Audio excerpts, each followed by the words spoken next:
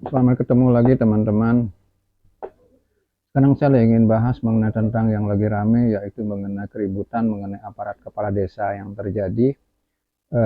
Mereka demo, saya nggak tahu bentuk demonya tujuannya untuk apa, tetapi ada misalnya paslon yang ikut hadir di sana.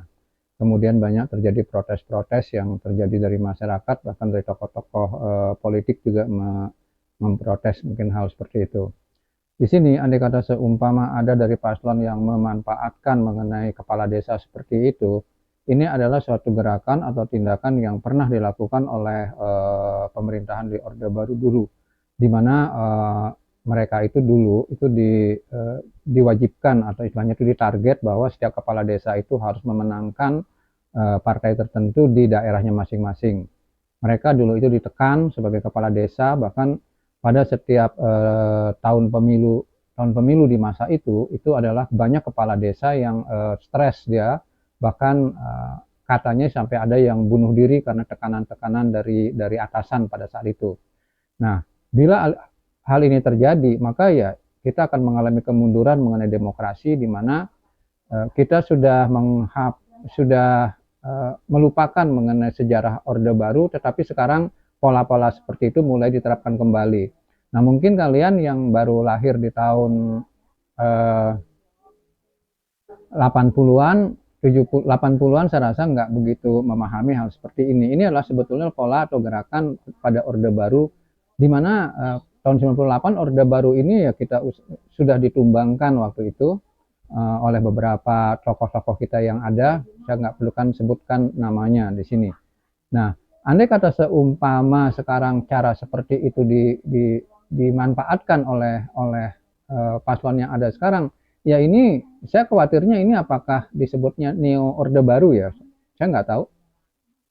Tetapi saya tidak menyalahkan ya. Mungkin dia akan kolaborasi dengan pola yang sekarang, kemudian menerapkan dengan pola seperti itu. Hanya saya sayangkan kalau misalnya itu terjadi, ya demokrasi kita saya katakan mundur dengan mengadakan cara dengan pola-pola seperti begitu. Ya biasanya ini dilakukan oleh pemerintah, sebetulnya orang yang kuat di atas itu yang melakukan penekanan-penekanan kepada dia punya hierarki yang di bawah yang dia tekan. Saya sih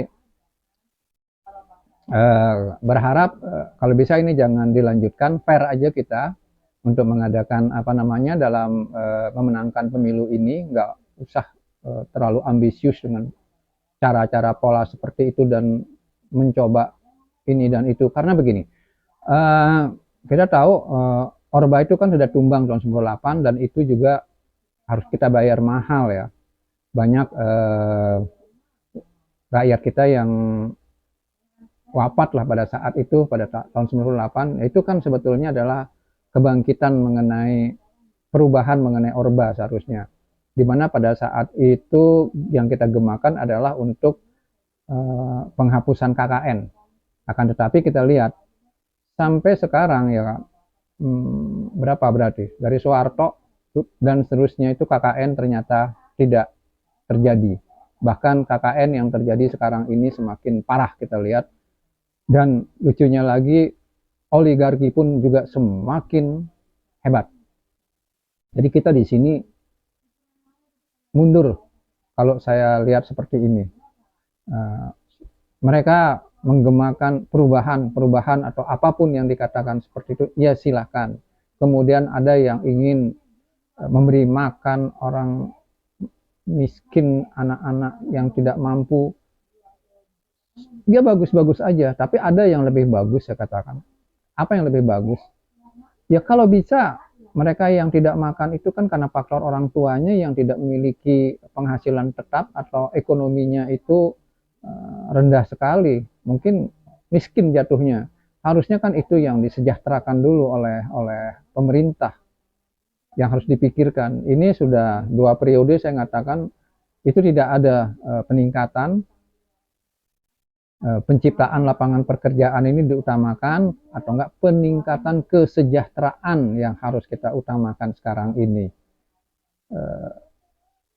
Kita nggak perlu negara ini mau seperti apa gitu, tapi rakyatnya yang kita utamakan sekarang. Mau mengadakan swasembada pangan, silakan. Tapi bagaimana sekarang swasembada pangan ini melibatkan semua rakyat, rakyat juga mendapat pangan, dan rakyat juga mendapatkan manfaat, ekonominya meningkat. Itu yang saya harapkan dalam pemerintahan yang akan datang. Kita ini mundur, saya katakan, dan saya juga ingin kalau bisa pemerintahan yang mendatang itu 3 tugas utama yang harus diutamakan, diagendakan. Satu, mengenai KKN. Benar-benar KKN ini dihilangkan lah, diusahakan sekecil-kecilnya bagaimana caranya KKN. Yang kedua ini menciptakan lapangan pekerjaan untuk kesejahteraan rakyat. Itu yang utama yang dikerjakan oleh pemerintah yang mendatang. Kemudian penghapusan oligarki. Negara ini jangan sampai dipengaruhi oleh oligarki ya.